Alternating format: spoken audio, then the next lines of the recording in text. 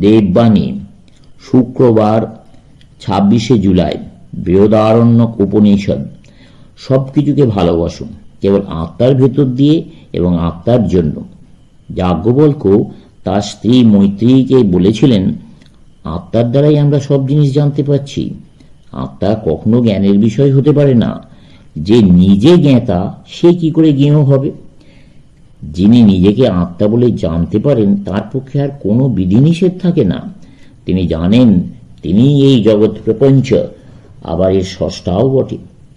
পুরাতন পৌরাণিক ব্যাপারগুলিকে রূপকের আকারে চিরস্থায়ী করবার চেষ্টা করলে এবং তাদের নিয়ে বেশি বাড়াবাড়ি করলে কুসংস্কারের উৎপত্তি হয়। আর এটা বাস্তবিক দুর্বলতা। সত্যের সঙ্গে যেন কখনো কিছুর আপোষ না করা হয়। সত্যের উপদেশ দাও, আর কোনো প্রকার কুসংস্কারের দোহাই দিতে চেষ্টা করো না। অথবা সত্যকে শিক্ষার্থীর ধারণা শক্তির উপযোগী করবার জন্য নামিয়ে এনো না। দেববাণী, শনিবার 27শে জুলাই 1895। কঠোপনিষদ। অপরোক্ষ অনুভূতি সম্পন্ন ব্যক্তি ব্যতীত অপর কারোর কাছে আত্মতত্ত্ব শিক্ষা করতে যেও না। অপরের কাছে তা কেবল কথার কথা মাত্র। প্রত্যক্ষ অনুভূতি হলে মানুষ ধর্মাধর্ম, ভূত ভবিষ্যৎ সর্বপ্রকার দ্বন্দ্বের পারে চলে যায়। নিষ্কাম ব্যক্তি সেই আত্মাকে দর্শন করেন, আর তাঁর আত্মার শাশ্বতী শান্তি এসে থাকে।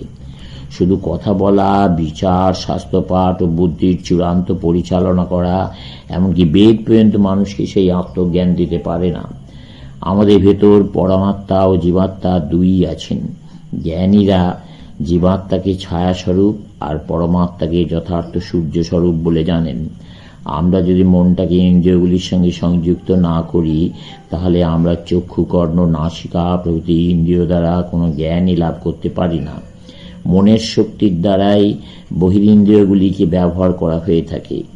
ইন্দ্রিয়গুলিকে বাইরে যেতে দিও না, তাহলে দেহ এবং বহির্জগৎ এই উভয়েরই হাত থেকে মুক্তি পাবে। এই যে অজ্ঞাত বস্তুটাকে আমরা বহির্জগৎ বলে দেখছি, মৃত্যুর পর নিজ নিজ মনের অবস্থা অনুসারে একেই কেউ স্বর্গ, কেউ বা নরক বলে দেখে। ইহলোক পরলোক এই দুটোই স্বপ্ন মাত্র। পরেরটি আবার প্রথমটির ছাঁচে গড়া। এই দুই প্রকার স্বপ্ন থেকেই মুক্ত হও। জানো সবই সর্বব্যাপী, সবই বর্তমান। প্রকৃতি, দেহ, মনেরই মৃত্যু হয়, আমাদের মৃত্যু হয় না। আমরা যাইও না, আসিও না। এই যে মানুষ, স্বামী বিবেকানন্দ, এর সত্তা প্রকৃতির ভেতর, সুতরাং এর জন্মও হয়েছে এবং মৃত্যুও হবে।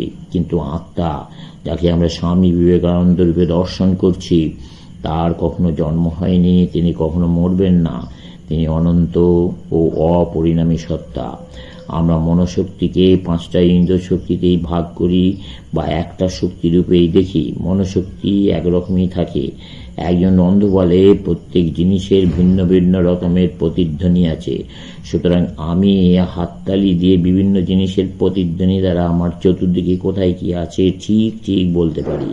সুতরাং ঘন কুয়াশার ভেতর একজন অন্ধ একজন চক্ষুষ্মান লোককে অনায়াসে পথ দেখিয়ে নিয়ে যেতে পারে, কারণ তার কাছে কুয়াশা বা অন্ধকারে কিছু তফাৎ হয় না। মনকে সংযত করো, ইন্দ্রিয়গুলিকে নিরোধ করো, তাহলেই তুমি যোগী। তারপর বাকি যা কিছু সবই হবে। শুনতে, দেখতে, ঘ্রাণ বা স্বাদ নিতে অস্বীকার করো। বহিরিন্দ্রিয়গুলি থেকে মনঃশক্তিকে সরিয়ে নাও। তুমি তো অজ্ঞাতসারে এটি সদা সর্বদাই করছো। যেমন যখন তোমার মন কোনো বিষয়ে মগ্ন থাকে, সুতরাং তুমি জ্ঞাতসারেও এটি করবার অভ্যাস করতে পারো। মন যেখানে ইচ্ছা ইন্দ্রিয়গুলিকে প্রয়োগ করতে পারে, দেহের সাহায্যে যে আমাদের কাজ করতে হবে, এই মূল কুসংস্কারটি একেবারে ছেড়ে দাও। তা তো করতে হয় না। নিজের ঘরে গিয়ে বসো আর নিজে অন্তরাত্মার ভেতর থেকে উপনিষদের তত্ত্বগুলি আবিষ্কার করো। তুমি সকল বিষয়ের অনন্ত খনিস্বরূপ। ভূত ভবিষ্যৎ সকল গ্রন্থের মধ্যে তুমি শ্রেষ্ঠ গ্রন্থ। যতদিন না সেই ভেতরের অন্তর্যামী গুরুর প্রকাশ হচ্ছে, ততদিন বাইরের উপদেশ সব বৃথা। বাইরের শিক্ষা দ্বারা যদি হৃদয়রূপ গ্রন্থ খুলে যায় তবেই তার কিছু মূল্য আছে বলা যেতে পারে। আমাদের ইচ্ছা শক্তি সেই ক্ষুদ্র মৃদুবাণী, সেই যথার্থ নিয়ন্তা যে আমাদের বলছে এই কাজ করো, এই কাজ করো না। এই ইচ্ছা শক্তি আমাদের যত বন্ধনের মধ্যে এনেছে। অজ্ঞ ব্যক্তির ইচ্ছা শক্তি তাকে বন্ধনে ফেলে, আর সেইটাই জ্ঞানপূর্বক পরিচালিত হলে আমাদের মুক্তি দিতে পারে। সহস্র সহস্র উপায়ে ইচ্ছা শক্তিকে দৃঢ় করা যেতে পারে। প্রত্যেক উপায়ই এক প্রকার যোগ, তবে প্রণালীবদ্ধ যোগের দ্বারা এটা খুব শীঘ্র সাধিত হতে পারে। ভক্তিযোগ, কর্মযোগ, রাজযোগ, জ্ঞানযোগের দ্বারা খুব নিশ্চিত রূপে কৃতকার্য হওয়া যায়। মুক্তি লাভ করবার জন্য তোমার যত প্রকার শক্তি আছে সব প্রয়োগ করো। জ্ঞান, বিচার, কর্ম, উপাসনা, ধ্যান সমুদয় অবলম্বন করো। সব পাল একসঙ্গে তুলে দাও, সব কলগুলি পুরোদমে চালাও, আর গন্তব্যস্থানে উপনীত হও। যত শীঘ্র পারো ততই ভালো। খ্রিস্টানদের ব্যাপটিজম সংস্কার একটা বাহ্যশুদ্ধি স্বরূপ, এটি অন্তঃশুদ্ধির প্রতীক। বৌদ্ধ ধর্ম থেকে এর উৎপত্তি। খ্রিস্টানদের ইউক্যারিস্ট নামক অনুষ্ঠান অসভ্য জাতি সময়ের একটি অতি প্রাচীন প্রথার অবশেষ।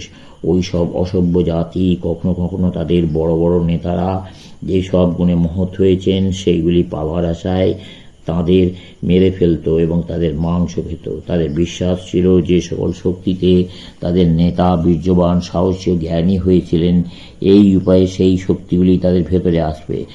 আর কেবল এক ব্যক্তি ওইরূপ বীর্যবান ও জ্ঞানী না হয়ে সমগ্র জাতিটাই ওইরূপ হবে।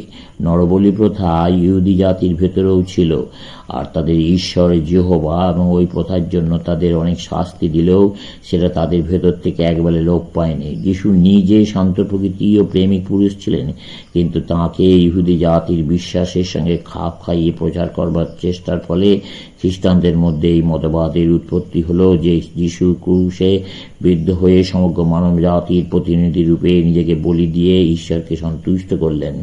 ইহুদিদের মধ্যে পূর্বে এক প্রথা ছিল, তাদের পুরোহিতরা মন্ত্রপাঠ করে ছাগলের ওপর মানুষের পাপ চাপিয়ে দিয়ে তাকে জঙ্গলে তাড়িয়ে দিতেন।